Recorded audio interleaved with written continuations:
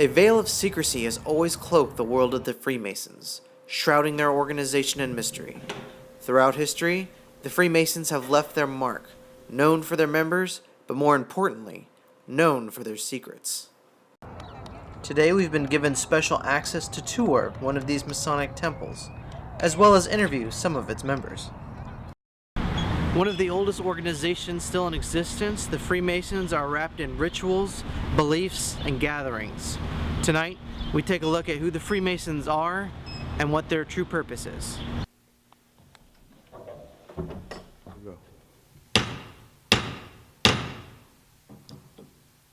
What are some of the common misconceptions people have about the Freemasons?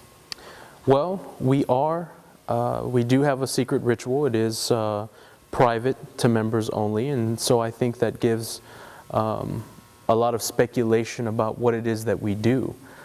But we are not a religious organization, therefore what we do is not religious in nature. Of course, when people think Freemasons, they automatically think of secret codes and, you know, because of the movies such as National Treasure or books. Mm-hmm. Is there any truth to any of that?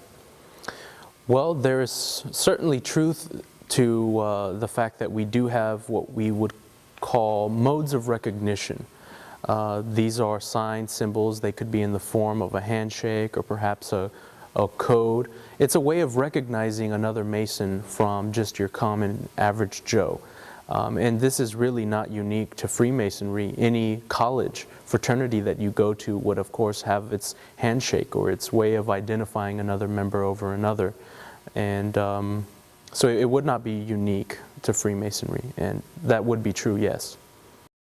While their role in history is grand, what the Freemasons are most known for is what they don't tell.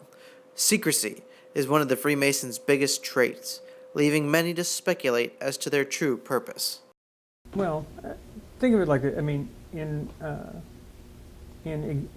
executive corporations, you have executives that have their meeting, and then they have the open meetings for the general corporation.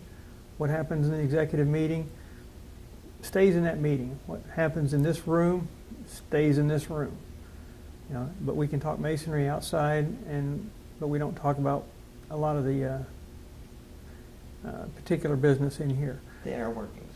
Right, and then college fraternities all have certain little rituals that they go through when they're initiating new people. Masons are a men's fraternity.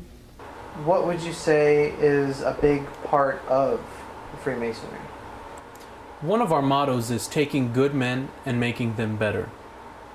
And we do that obviously through our teachings, the esoteric work, meaning through the symbols, through the practices, the teachings of Freemasonry.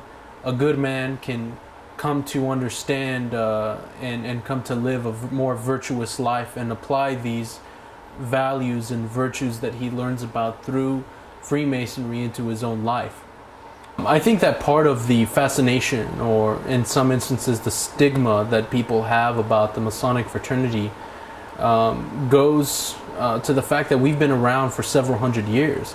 Our members have been kings, princes, they have been presidents, congressmen, senators, leaders from all over the world. And our ideas have inspired people to change their governments or change the institutions that they were under.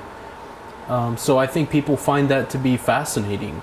It seems like any part of history has to have been a conspiracy by Freemasons or Martians from out of space, but it just isn't true. Sometimes a cigar is just a cigar.